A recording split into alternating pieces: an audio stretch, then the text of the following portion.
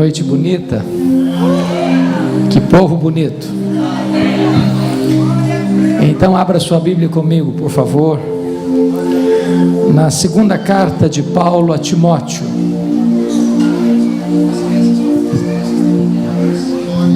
As crianças estão liberadas para irem para o departamento infantil. Lá tá fresquinho, tá gostoso, tem ar-condicionado, tem brincadeira. Corre lá, seus canelas, vai lá.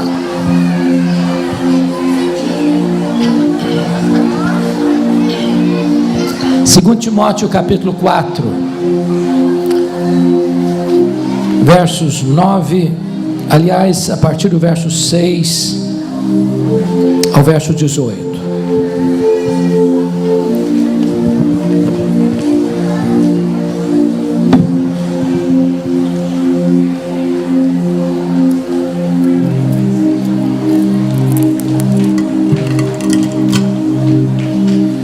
Vocês sabem que esta foi a última carta que Paulo escreveu.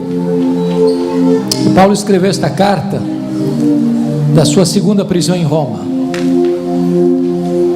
Paulo escreveu essa carta já sentenciado à morte, no corredor da morte, aguardando o dia da sua execução.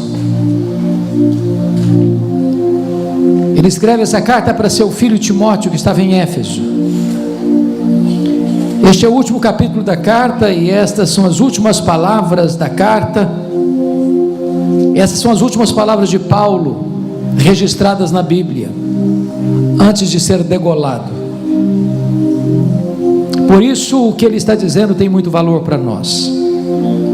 Se nós queremos profundidade, eis um homem que viveu com profundidade. E ao escrever dessa prisão, ele diz para Timóteo assim: Timóteo, quanto a mim já estou sendo oferecido por libação, e o tempo da minha partida é chegado. Combati o bom combate, completei a carreira, guardei a fé. Já agora a coroa da justiça me está guardada, a qual o Senhor reto juiz me dará naquele dia, e não apenas a mim, mas a todos quantos amam a sua vinda. Procura vir ter comigo depressa, porque Demas, tendo amado o presente século, me abandonou e se foi para Tessalônica. Crescente foi para a Galácia, Tito para a Dalmácia. Somente Lucas está comigo. Toma contigo Marcos e traze-o, pois me é útil para o ministério.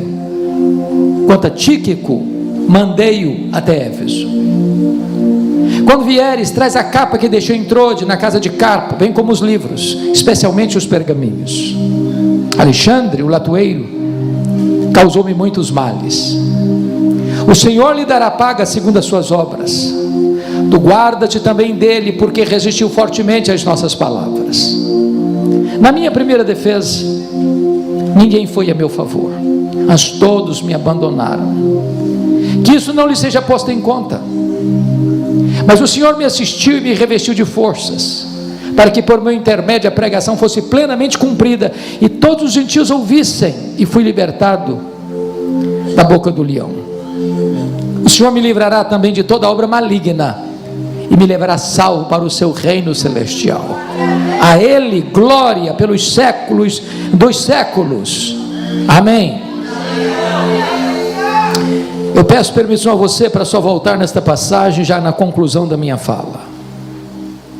Meu propósito nesta noite é apresentar a vocês o apóstolo Paulo. Quem foi este homem que morreu pobre, velho, cheio de cicatrizes, abandonado pelos seus amigos, rejeitado pelos seus irmãos, acusado do crime mais grave do império, o incêndio de Roma? Quem é este homem que percorreu o mundo pregando o evangelho, fazendo viagens missionárias na Galácia, na Macedônia, na Acaia, na Ásia Menor, deixando um rastro luminoso de um testemunho irrepreensível? Quem é este homem que, embora por onde tenha passado, sofreu açoites, apedrejamento, prisões, naufrágios, e é jogado numa masmorra úmida, escura, insalubre, e tirado dali para ser degolado por ordem de Nero, mas é mais influente na história do que todos os Césares de Roma juntos. Quem é este homem? Que escreveu cartas, que influenciou a história, e que inspira ainda hoje milhões e milhões de pessoas aqui e mundo afora. Quem é este homem? Eu gostaria de apresentar a vocês nesta noite este homem. E uma das primeiras referências que nós temos na Bíblia sobre ele está lá em Filipenses capítulo 3, versos 5 e 6, quando diz que foi circuncidado ao 8º dia, da linhagem de Israel, da tribo de Benjamim, hebreu de hebreus, quanto à lei fariseu, quanto ao zelo perseguidor da igreja. Ele era um judeu puro sangue, de uma das mais importantes tribos de Israel.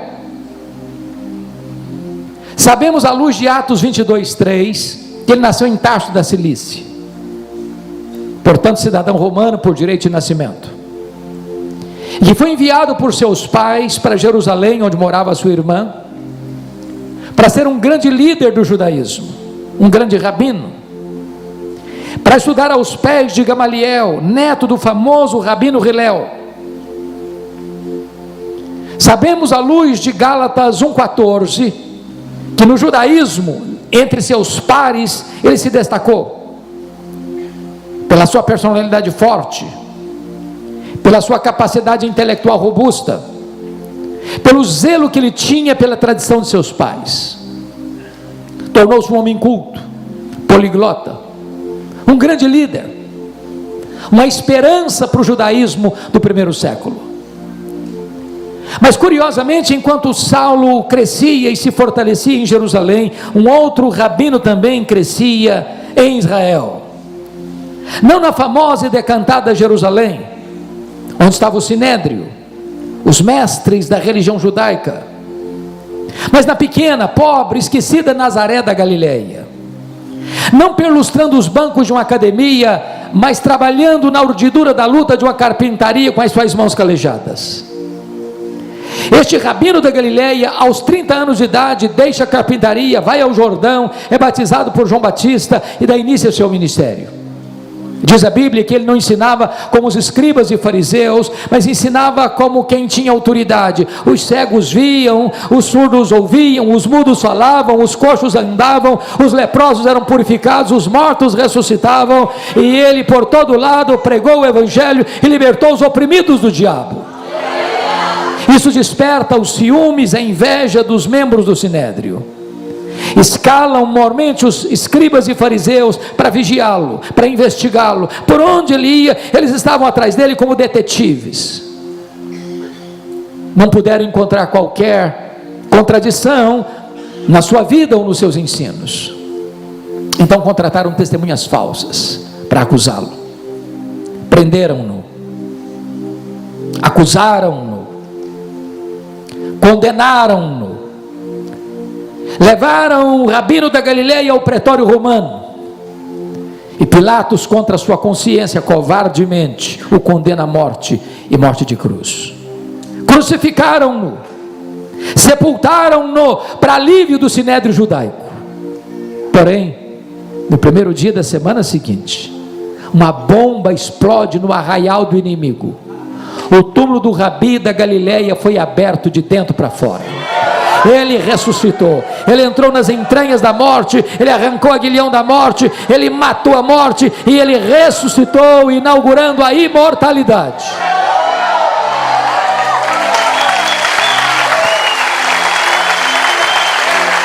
É nesse momento que se levanta Saulo de Tarso como braço de ferro do sinédrio judaico para tentar jogar uma pá de cal neste cristianismo tão sofrido. E Saulo de Tarso recebe 2 títulos no Novo Testamento. Primeiro, uma fera selvagem. É o que está em Atos 9:1. Ele respirava ameaças e morte contra os discípulos do Senhor. E esta palavra no grego é a mesma usada para uma fera selvagem que salta sobre a sua presa para devorá-la. Ele era uma fera selvagem. Se não, vejamos. Ele mesmo se autodefine em 1 Timóteo 1,13 como um perseguidor insolente e blasfemo. Ele mesmo se autodefine em 1 Coríntios 15,9 como o menor dos apóstolos, que nem tinha direito de ser chamado apóstolo, porque perseguira a igreja de Deus. Lemos em Gálatas capítulo 1, versículo 13, que ele prendia e batia e perseguia e fazia coisas horrendas contra os cristãos, e assim ele devastava a igreja de Deus. Lemos em Atos dos Apóstolos capítulo 8, versículo 3, que ele entrava nas casas, arrastava homens e mulheres, lançando-os na prisão, e assim ele assolava a igreja de Deus. Lemos em Atos 9, 21, que ele não apenas devastava e assolava, mas ele exterminava em Jerusalém aqueles que professavam o nome de Jesus Cristo. E você sabe que exterminar não é prender, exterminar não é bater, exterminar é matar. Saulo era um assassino, ele era um monstro, ele era uma fera selvagem. Isso ainda fica mais claro quando você examina Atos 22:4, quando diz lá que ele perseguiu o caminho com a fúria mortal. Com outras palavras, ele não perseguia apenas os crentes, ele perseguia a religião dos crentes, ele perseguia o caminho. Mas você pode notar ainda em Atos 26:9, que está escrito que ele entendia que devia fazer muitas coisas contra o nome de Jesus. Em outras palavras, ele não perseguia apenas os crentes, ele não perseguia apenas a religião dos crentes, ele perseguia o Deus dos crentes, ele perseguia Jesus. Mas Atos 26:10 diz que ele encerrou muitos, não poucos, muitos dos santos em prisões, e contra esses muitos dava o seu voto quando os matavam. Em outras palavras, ele não mandou matar apenas Estevão, ele mandou matar muita gente em Jerusalém. Ele foi um serial killer, ele foi um assassino em série, ele foi um monstro, ele foi uma fera selvagem. Isso ainda fica mais claro quando você examina Atos 26:11, quando muitas vezes, em todas as sinagogas, ele perseguia os crentes, ele batia nos crentes, forçando-os a blasfemar. Em outras palavras, ele não respeita domicílio doméstico, ele não respeita ambiente religioso, ele não perseguia os crentes apenas fisicamente, mas também emocional e psicologicamente. Ele entrava numa sinagoga e dizia: ou você nega Jesus ou eu te prendo, ou você nega Jesus ou eu te bato, ou você nega Jesus ou eu te mato. Ele era uma fera selvagem. Mas o Novo Testamento nos oferece um segundo retrato deste homem. Ele era também um touro indomável. Isso está em Atos 26:14, quando o próprio Senhor Jesus aparece para ele e diz: Saulo, Saulo, por que me persegues? Dura coisa te é recalcitrares contra os aguilhões.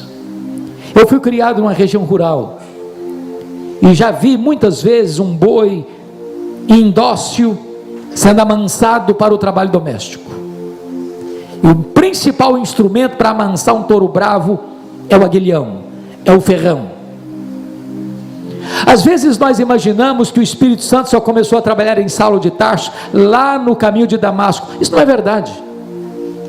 Toda vez que Saulo entrava numa sinagoga e batia nos crentes e forçava os crentes a blasfemar, e em vez desse crente blasfemar, ele preferia morrer pela sua fé a negar o nome de Jesus. Era o Espírito Santo ferroando esse touro bravo, era o Espírito Santo usando o aguilhão para ferroar esse touro bravo, para que esse touro bravo se amansasse. Mas esse touro bravo não quer ser amansado, até o dia que esse touro bravo vai para Damasco, respirando ameaças e morte contra os discípulos do Senhor Jesus. E de repente, o domador de touro bravos troveja desde as alturas e joga esse touro bravo no chão e diz: Saulo, Saulo, por que me persegues? Dura coisa te é recalcitrares contra os aguilhões. O touro bravo está caído, o touro bravo está vencido, o maior perseguidor do cristianismo está convertido. Fecha-se aqui o primeiro capítulo da sua vida, abre-se um novo capítulo, a preparação de Saulo para o ministério.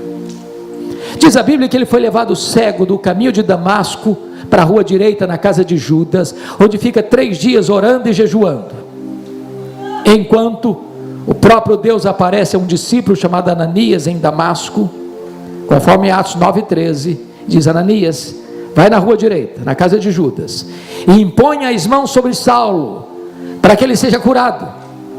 Ananias responde: mas Senhor, eu tenho escutado de tanta gente quantos males tem feito este homem aos teus santos em Jerusalém. Mas o Senhor disse: vai, porque ele é para mim um vaso escolhido. Eu mostrarei para ele o quanto importa sofrer pelo meu nome. Eu enviarei para longe aos gentios. E diz a Bíblia que Ananias foi, impôs as mãos sobre ele, ele ficou curado, ele foi cheio do Espírito Santo e ele foi batizado. Agora olha comigo por favor, Atos 9,20, o que acontece? Logo que ele foi curado, logo que ele foi batizado, logo que ele foi revestido com o poder do Espírito Santo, diz Atos 9,20, que ele começa a pregar em todas as sinagogas, afirmando que Jesus é o Filho de Deus. Agora por favor confira Atos 9,22, está escrito aí: Saulo mais e mais se fortalecia, confundindo os judeus, demonstrando que Jesus é o Cristo, o Messias. Eu pergunto a vocês, há alguma diferença entre o que ele fez no verso 20 para o que ele fez no verso 22? No verso 20 ele declara, ele afirma que Jesus é o Filho de Deus, mas no verso 22 ele demonstra que Jesus é o Messias, que Jesus é o Cristo. Demonstrar é provar uma tese detalhada, meticulosa e exaustivamente. Há uma profunda diferença. A grande pergunta é: quanto tempo durou entre o que ele fez no verso 20 para o que ele fez no verso 22? Atos não responde essa pergunta, mas a resposta está lá em Gálatas capítulo 1, versículos 15 a 18. Diz que logo que ele foi convertido, ele não sobe aos que eram apóstolos antes deles em Jerusalém, mas ele parte para a região da Arábia, e lá ele fica 3 anos, e Gálatas 1,18 diz que depois desses 3 anos ele volta outra vez para Damasco. A grande pergunta: o que ele ficou fazendo 3 anos na Arábia? E a resposta é: um seminário intensivo com o Senhor Jesus. A teologia que ele aprende, ele não aprende aos pés de um mestre humano, como aprenderam o judaísmo aos pés de Gamaliel. Ele aprende por revelação direta do Senhor Jesus Cristo. Nesses 3 anos certamente ele releu e releu o Antigo Testamento, e começa a perceber que aquele Jesus que ele perseguira, de fato era o Cristo, de fato era o Messias. Convencido desta verdade, agora diz Gálatas 1,18, que ele retorna outra vez para Damasco, e é exatamente nessa volta que se encaixa Atos 9,22, Saulo mais e mais se fortalecia, confundindo os judeus, provando, demonstrando que Jesus é o Cristo. O que acontece com ele? Os judeus querem matá-lo, e precisa fugir de noite, dentro de um cesto, muralha abaixo, de forma humilhante. Para onde ele vai agora? Confira comigo Atos 9,26. Agora ele vai subir para Jerusalém, e eu preciso muito da sua atenção, porque quero levantar uma tese aqui agora, e preciso muito que você acompanhe o meu raciocínio. E a tese que eu quero levantar é essa: às vezes nós imaginamos que Saulo foi poderosamente usado nas mãos de Deus desde a sua conversão. Isso não é um fato. Saulo precisou aprender uma das mais importantes verdades do cristianismo que você e eu precisamos aprender: a chamada doutrina da nova aliança. Doutrina essa que o próprio Paulo vem ensinar mais tarde na sua segunda carta aos Coríntios, a partir do capítulo 2, verso 14, quando ele diz: graças porém a Deus, que em Cristo sempre nos conduz em triunfo, e por meio de nós manifesta a fragrância do seu conhecimento, tanto nos que são salvos, como nos que se perdem. Para uns cheiro de vida para vida, para outros cheiro de morte para morte. Mas quem porém é suficiente para essas coisas? A pergunta fica no ar no capítulo 2, verso 16, e a resposta só chega no capítulo 3, versos 4 a 6, quando ele diz que a nossa suficiência vem de Deus. O que é velha aliança? Eu vou explicar. Quando Moisés desceu do monte com as tábuas da lei, o povo disse para Moisés assim: tudo que o Senhor falou, nós faremos. Eu pergunto a vocês: fizeram? Resposta: não. Por que não fizeram? Faltou sinceridade?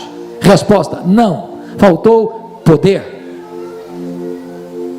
A velha aliança diz: tudo depende de mim, nada depende de Deus. Pois a nova aliança diz: tudo depende de Deus, nada depende de mim, a nossa suficiência vem de Deus. Então a tese que eu quero levantar agora é que quando Saulo sobe para Jerusalém, ele está governado ainda pela velha e não pela nova aliança. E por quê? Quando Saulo sobe para Jerusalém, ele sobe na expectativa de ser o grande líder da igreja em Jerusalém. E ele tinha motivos para isso. Primeiro, todos os apóstolos de Jesus eram galileus, e você sabe que aqui na Judéia, no sul, os galileus lá do norte são considerados gente de segunda categoria, eram desprezados. Tanto é fato que quando aconteceu o Pentecostes, a multidão se ajunta e cheio de ceticismo perguntou assim: mas o que quer isso dizer? Outros disseram: esquece, são galileus, estão bêbados. Saulo pensou: aqui na Judéia esses galileus não vão conseguir nada não. Segunda razão, os apóstolos de Jesus eram homens iletrados, pois Jerusalém era a capital intelectual da teologia, ali estavam os grandes mestres da religião judaica. Saulo pensou: além de galileus, são iletrados, aqui não vão conseguir nada. Aí Saulo deve ter pensado assim: bom, eu tenho o melhor currículo, eu tenho o melhor preparo, fui criado aos pés de Gamaliel, conheço os corredores do poder eclesiástico, vivi nessa cidade, eu sou o homem preparado com o melhor currículo e performance para botar essa obra aqui para frente. Essas foram as ideias que mexeram com o seu coração. Tanto é fato que quando ele sobe, diz a Bíblia em Atos 9:26, que os discípulos não acreditaram na conversão dele, pensaram que ele estava blefando, pensaram que ele estava sabotando a fé cristã, e bateram a porta da igreja na cara dele. Para quem queria ser líder, nem recebido foi. Deus golpeia o orgulho dele aqui. Atos 9:27 diz que Barnabé então o acolhe, o apresenta aos apóstolos. Agora ele tem trânsito livre na igreja, ele conversa, ele dialoga, ele discute com os helenistas, e diz a Bíblia que os helenistas resolvem matar Paulo. Aí os discípulos, os membros da igreja, se reúnem e dizem assim para Saulo: ô Saulo, você tem que ir embora da nossa igreja, você não pode ser nosso pastor. Agora uma notinha de rodapé: meus irmãos, não é fácil para um pastor estar convencido de que deva ficar numa igreja, e os membros da igreja estão convencidos que o pastor precisa ir embora da igreja. Isso é muito complicado. Mas sabe o que aconteceu com ele? Ele não foi embora. Ele não foi embora. Mas não foram apenas os crentes, os membros da igreja que queriam que ele fosse embora, não. Atos 22:17 diz que o próprio Deus apareceu para ele em Jerusalém e diz: vai embora, porque eles não vão ouvir você aqui. Hoje, gente, ser mandado embora de uma igreja pela liderança da igreja é uma coisa, ser mandado embora da igreja pelos membros da igreja é uma coisa. Agora, ser mandado embora da igreja pelo próprio Deus, parece que não tem mais opção. Sabe o que aconteceu com ele? Ele não foi embora, ele discutiu com Deus. Olha aí o que está escrito aí no versículo 19: mas Senhor, eu persegui a igreja de Deus aqui, quando se matou Estevão, tua testemunha, eu estava presente, consciente nisso, até guardei as vestes daqueles que o apedrejaram. Sabe o que ele está dizendo, trocando em miúdos? Oh Deus, o senhor pensa bem, o senhor pensa melhor, o senhor não pode cometer esse erro estratégico. Se eu sair dessa igreja, essa igreja não vai para frente não. Eu sou insubstituível aqui, eu tenho o melhor preparo, eu tenho o melhor currículo, eu tenho a melhor performance. Sabe o que aconteceu? Deus não mudou, foi Saulo quem teve que mudar e mudar-se. Deus diz: vai! Sabe o que aconteceu com ele? Ele não foi. Volta para Atos 9:30. Diz que os discípulos se reuniram e o levaram a Cesareia. Preste atenção, ele não foi, ele foi levado, ele não saiu, saíram com ele. Ele saiu de Jerusalém como Ló saiu de Sodoma a reboque. E para quem queria ser o líder, para onde levaram-no depois? Para Tarso. Onde era Tarso? A cidade que ele nasceu. Sabe o que Deus está dizendo para esse cara que se acha insubstituível? Meu filho, se você pensa que eu preciso de você, você está muito enganado. É você quem precisa de mim. Então sabe o que é fazer uma coisa? Arruma as malas e volta para casa. Sabe quanto tempo ele ficou no molho no anonimato, longe dos holofotes, em Tarso, para quem queria ser líder, 10 anos, completamente no anonimato, 10 anos. Mas o pior não tinha acontecido não, o pior está em Atos 9:31, diz que no dia que Saulo arrumou as malas e foi embora da igreja de Jerusalém, a igreja passou a ter paz e passou a crescer. Você quer coisa pior para um pastor que isso? No dia que ele vai embora da igreja, todos os problemas da igreja se resolvem, a igreja explode em crescimento. É que Deus estava trabalhando nele, para depois Deus trabalhar através dele. Deus está mais interessado em quem você é do que no que você faz. Você e eu precisamos aprender que tudo depende de Deus, nada depende de nós.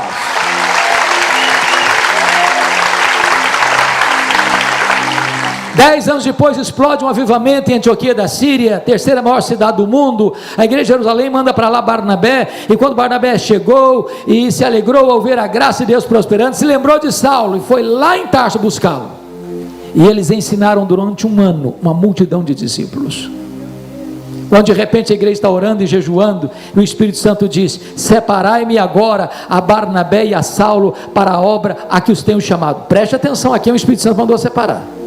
Não foi Saulo e Barnabé, foi Barnabé e Saulo. Já foi reserva alguma vez? Pois ele não era o titular, ele era o reserva. Deus estava trabalhando nele ainda. Até que chega em Pafos, o procônsul Sérgio Paulo se interessa em ouvir o evangelho, mas o seu mágico a tiracolo, Elimas, tenta impedir o procônsul de se converter. Diz a Bíblia que Saulo, então cheio do Espírito Santo, se dirige a um mágico assim: ó servo do diabo, até quando perverterás os retos caminhos de Deus, pois ficarás cego. O mágico fica cego, os olhos do procônsul se abrem, e a partir dali, Paulo deixa de usar o seu nome judaico Saulo, para usar o seu nome romano Paulo, e a partir dali ele se transforma no maior líder do cristianismo. Sabem por quê? Porque entendeu uma verdade: tudo depende de Deus, nada depende de nós.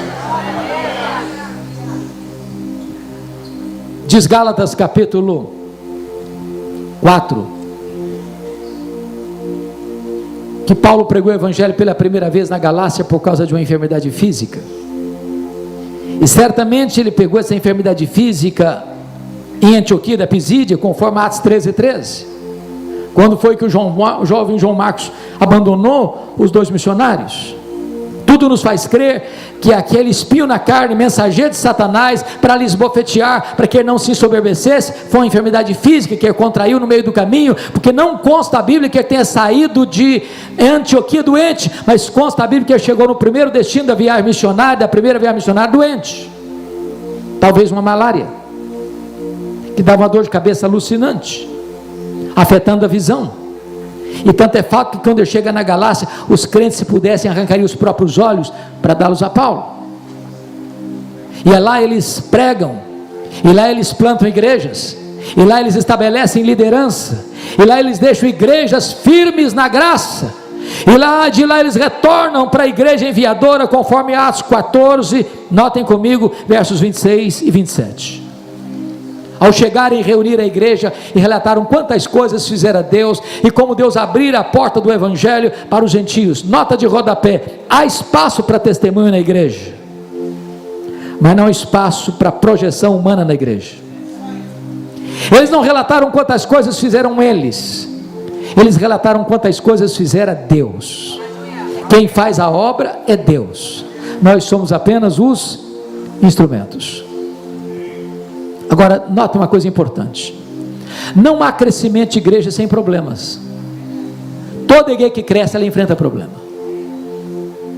Atos 15:1 diz que quando os membros da seita dos fariseus ouviram que os gentios estavam sendo convertidos e agregados à igreja, sem passar pelo ritual da circuncisão, eles desceram e falaram para esses crentes assim: se vocês não se circuncidarem, vocês não poderão ser salvos. Mas isso não é evangelho.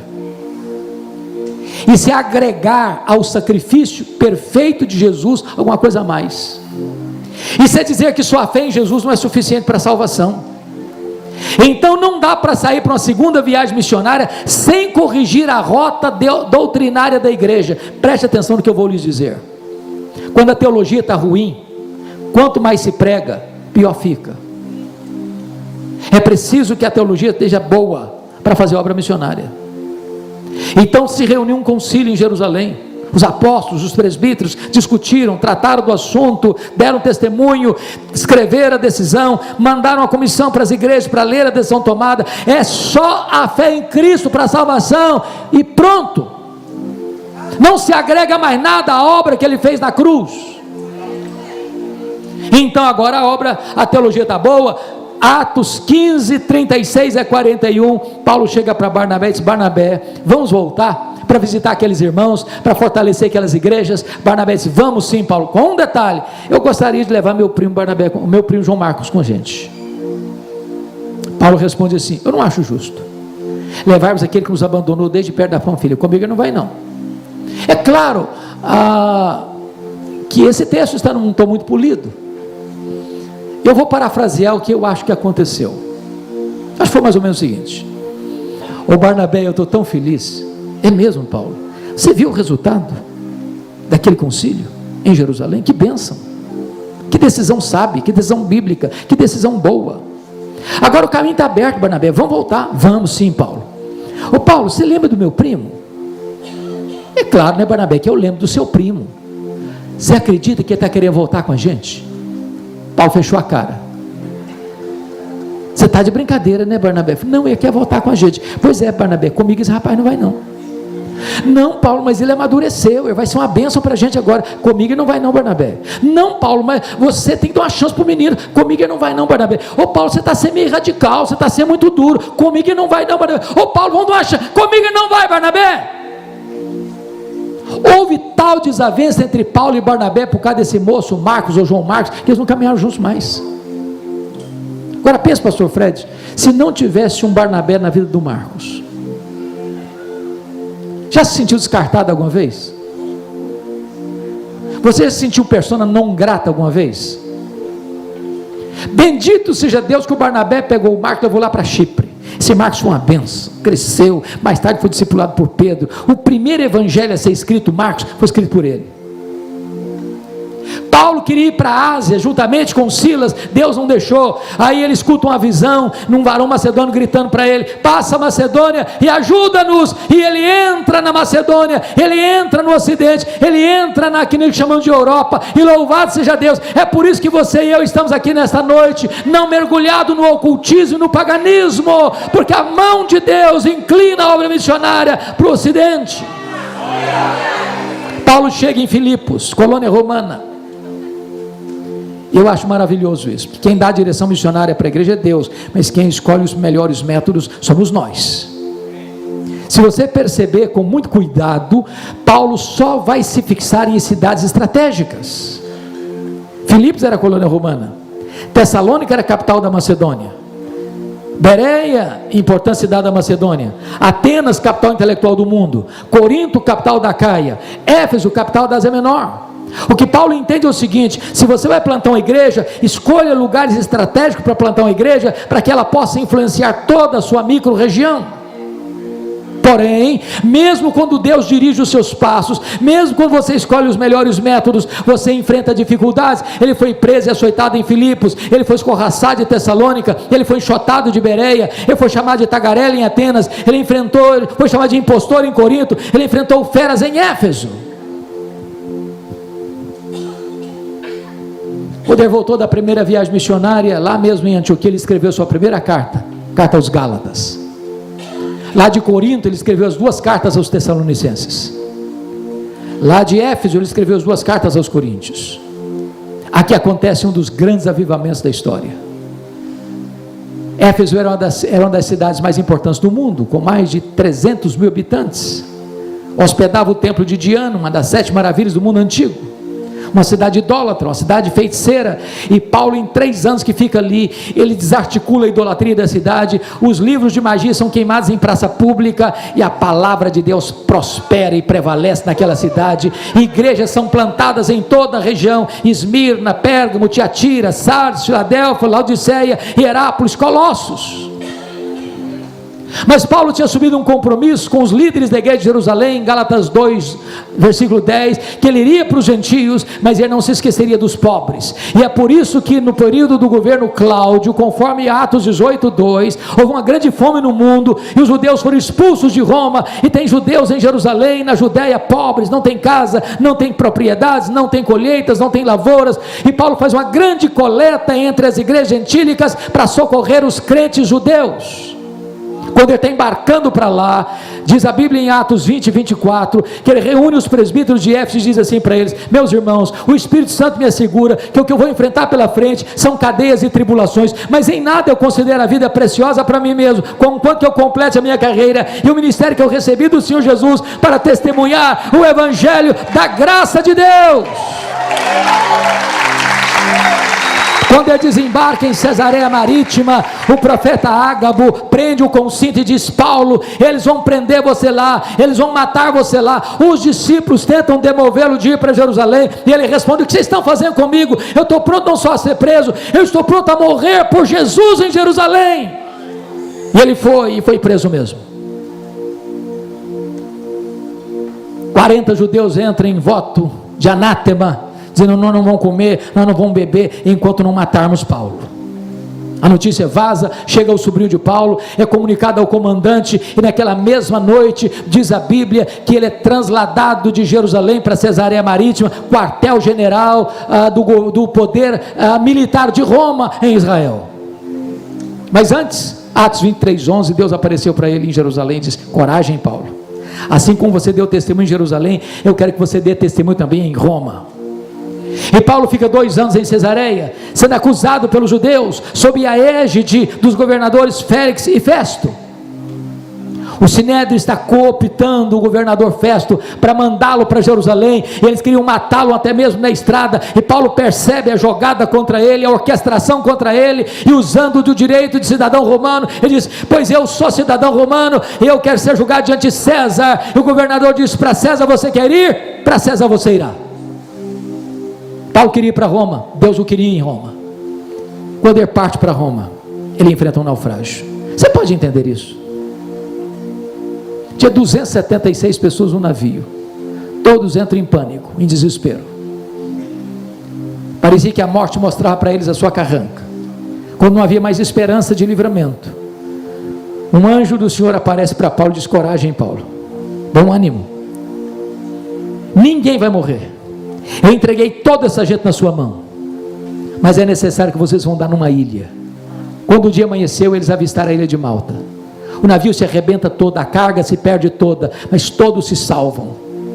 Os bárbaros montam uma grande fogueira para aquecê-los, e o único que quis manter a fogueira acesa foi Paulo, pegando uns gravetos e jogando naquela fogueira. Quando ele joga aqueles gravetos na fogueira, uma cobra pula do fogo na mão de Paulo, prende na mão de Paulo, e os bárbaros gritaram: é um assassino, tem se livrado do mar, a justiça não o deixa viver, vai cair, vai inchar, vai morrer. Não caiu, não inchou, não morreu, mudaram de opinião, é um Deus. Não, agora não é um assassino, nem mesmo um Deus, é o servo do Deus vivo.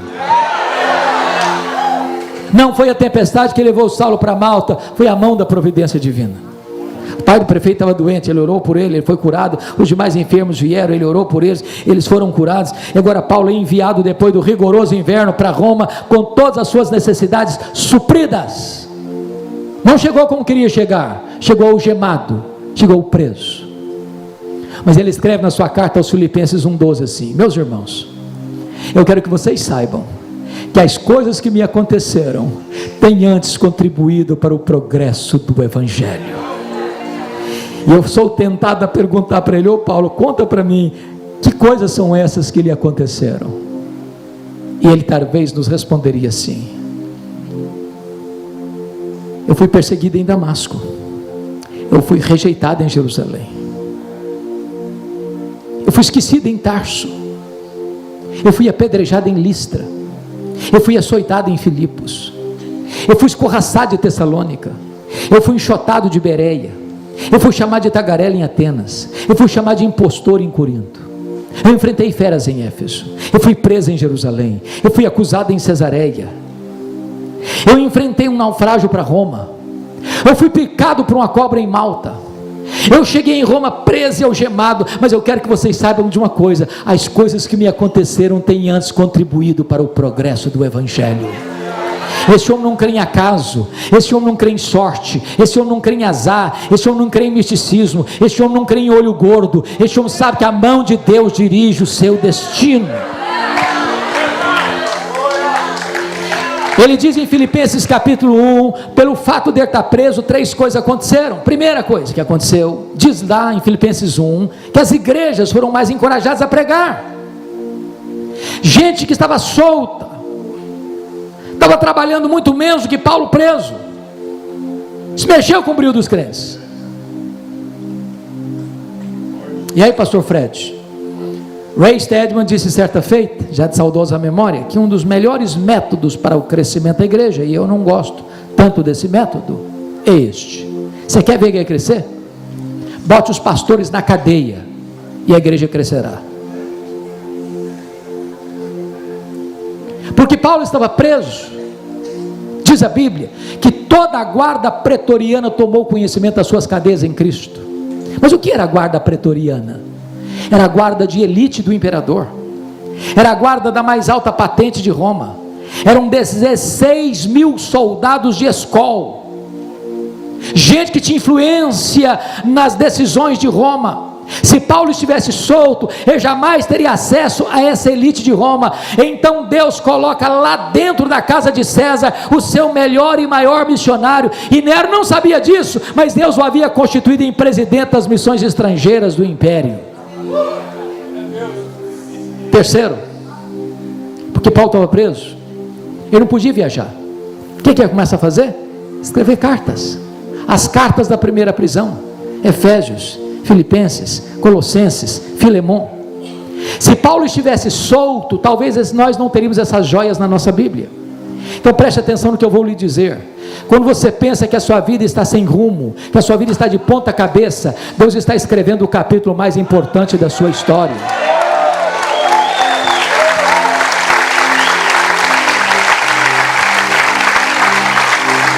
Dessa primeira prisão, Paulo orou para sair, Paulo pediu oração para sair e saiu, mas não saiu para se aposentar.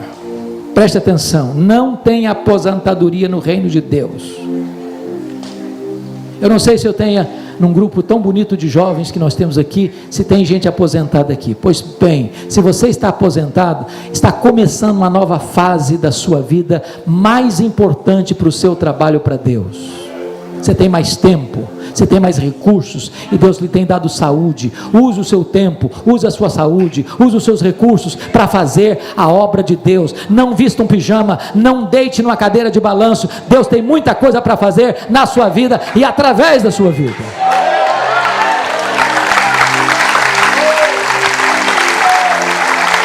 Paulo saiu para fazer a 4ª viagem missionária, deixou Timóteo em Éfeso, deixou Tito em Creta, passou por Nicópolis, muito provavelmente foi à Espanha, como era seu desejo, e nesse interregno ele escreve mais 2 cartas, Tito e 1 Timóteo. Quando um fato acontece, no dia 17 de julho do ano 64, a maior, a mais rica, a mais populosa cidade do mundo, a cidade eterna, a capital do império, foi incendiada com mais de 1 milhão de habitantes. 7 noites, 6 dias de incêndio. Quando o incêndio acabou, Nero assistiu o espetáculo do alto da Torre de Mecenas. A cidade estava devastada. Dos 14 bairros, 10 destruídos. Os 4 bairros restantes, densamente povoados por judeus e cristãos, dão a Nero um álibi para botar a culpa do incêndio de Roma nos crentes. Começa um massacre sobre a igreja. Faltou madeira para fazer cruz, tamanha quantidade de crentes crucificados. Quando não tinha mais madeira, os crentes eram amarrados em postes cobertos de piche e queimados vivos para iluminar as noites de Roma. Paulo era o grande líder do cristianismo. Começou a ser procurado, caçado, até que encontram Paulo, botam a mão nele, talvez em Trode, na casa de Carpo. Não deu para pegar seus objetos pessoais, nem seus livros, nem seus pergaminhos, nem sua capa, e agora ele é jogado na masmorra Mamertina, um lugar úmido, frio, insalubre, mal cheiroso, de onde as pessoas seriam leprosas, ou para o martírio. Pois é desta masmorra que ele escreve esta última carta. E agora eu peço que você abra sua Bíblia lá no texto que nós lemos para terminar essa mensagem. Como é que esse homem se sente? Pobre, velho, cheio de cicatrizes, acusado de ser o líder dos incendiários de Roma. Conforme capítulo 2, versículo 9, ele não está preso aí como um pregador, ele não está preso como um apóstolo, ele está preso como um malfeitor, ele está preso como um bandido, ele está com o seu nome na rua, sendo manchado, maculado, por tantas acusações falsas de ser um bandido. Conforme ele diz no capítulo 1, versículo 15, todos os da Ásia o abandonaram. Conforme ele diz no capítulo 1, versículo 8, até Timóteo está com vergonha dele. Conforme ele diz no capítulo 4, 16, quando marcaram uma audiência, a primeira defesa dele, para que ele apresentasse testemunhas, ninguém foi a seu favor. Como é que ele se sente? E no versículo 7 ele vai fazer uma avaliação do seu passado e diz assim: meus irmãos, eu combati o bom combate, eu completei a carreira, eu guardei a fé. Todos os verbos estão no passado. O que eu acho bonito é que quando a gente vai ficando mais velho, tem briga que a gente não quer brigar mais, tem combate que a gente não quer combater mais. Se o combate é bom, você combate, se ele não for bom, deixa para lá. Lá em Atos 20, 24, completar a carreira era um sonho e um projeto. Agora eu disse, eu completei a carreira, agora é um testemunho de vida.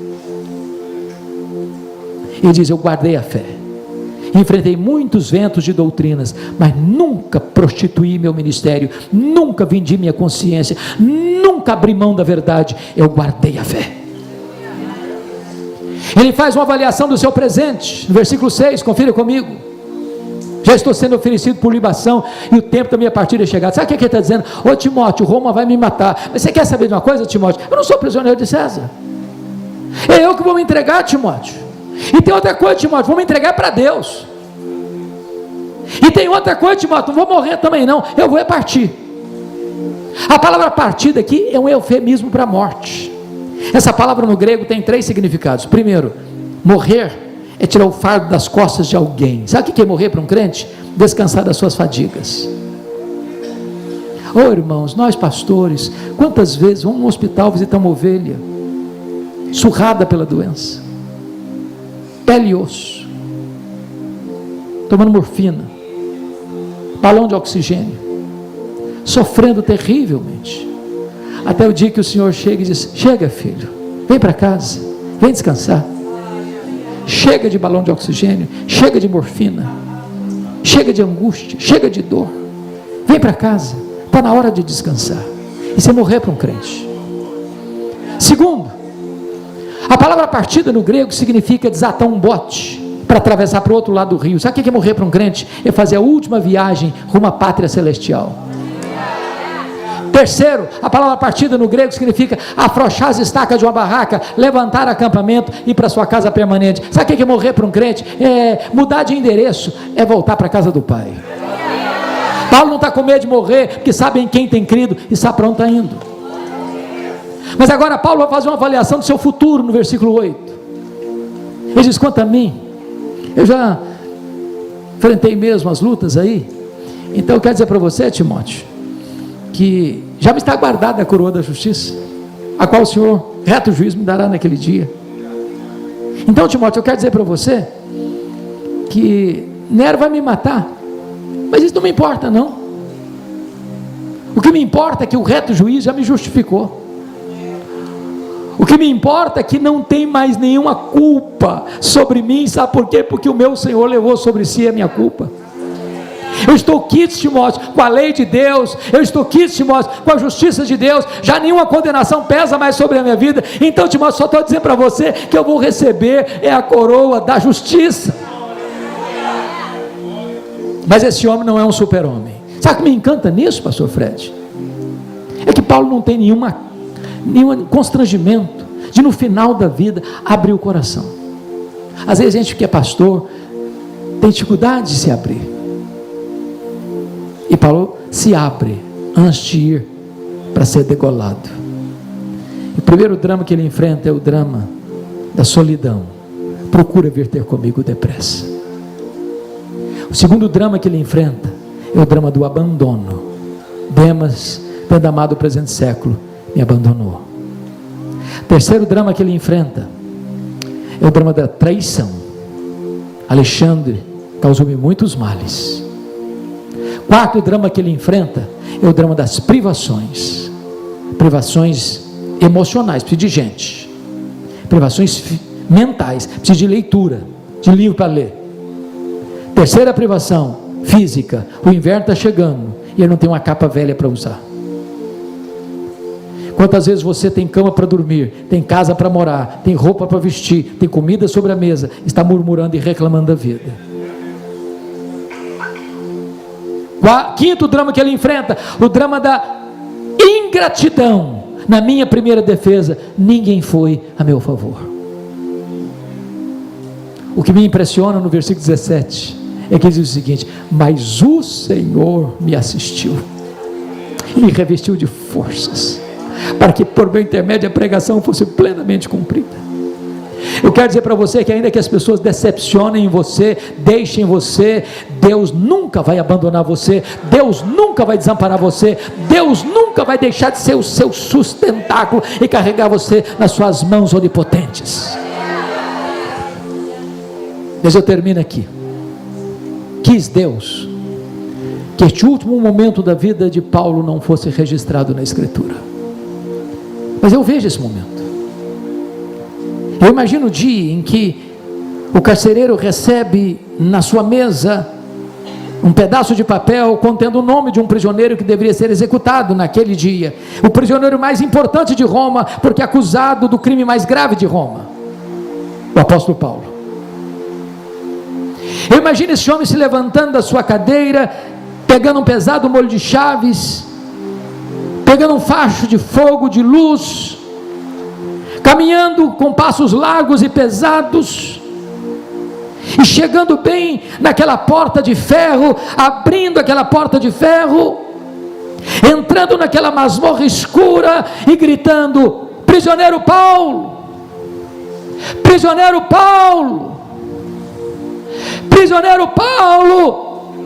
E lá do fundo da masmorra o velho responde: sou eu estou aqui.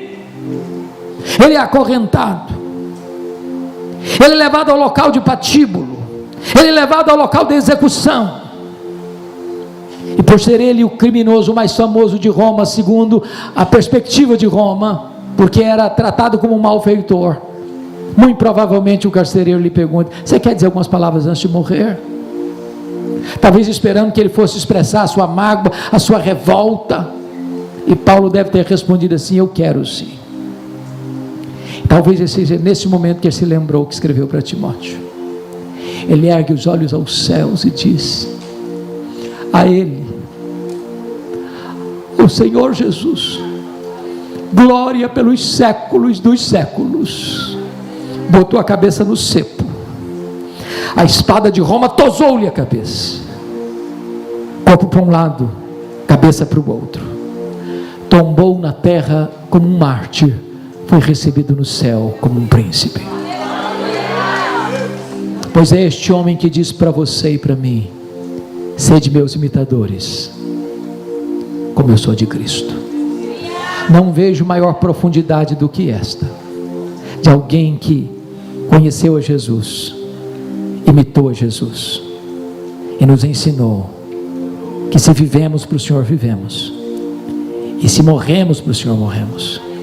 Quer pois vivamos, quer pois morramos, nós somos do Senhor.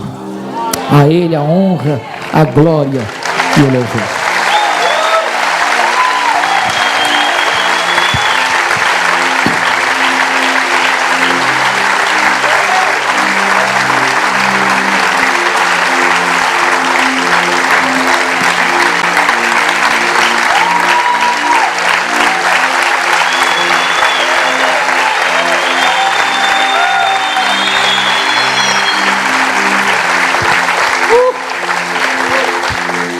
Põe a mão no teu coração. Jesus, Jesus, que coisa linda, Senhor.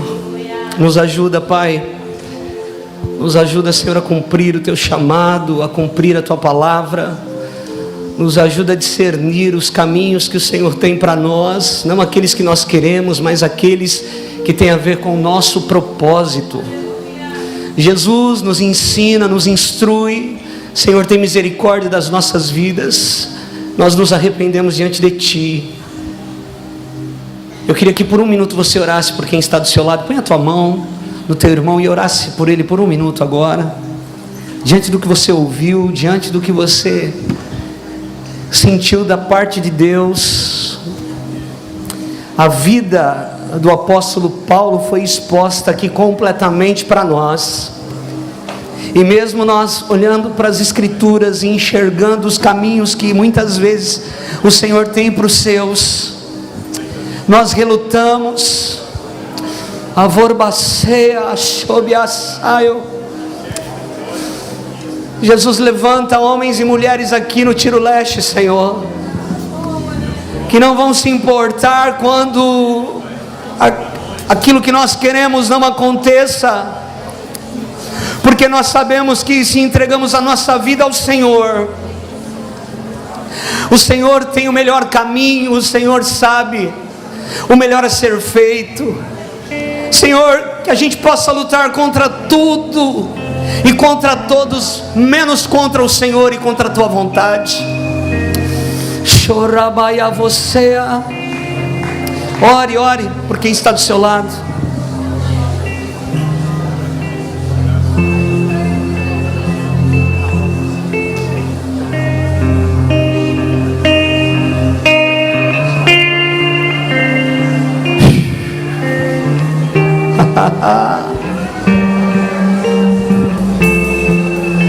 Nada vai roubar tua glória, nada vai roubar tua glória. Tudo veio de ti e tudo volta pra ti. Nada vai roubar tua glória, nada vai roubar tua glória. Tudo veio de ti e tudo volta pra ti. Você pode declarar isso?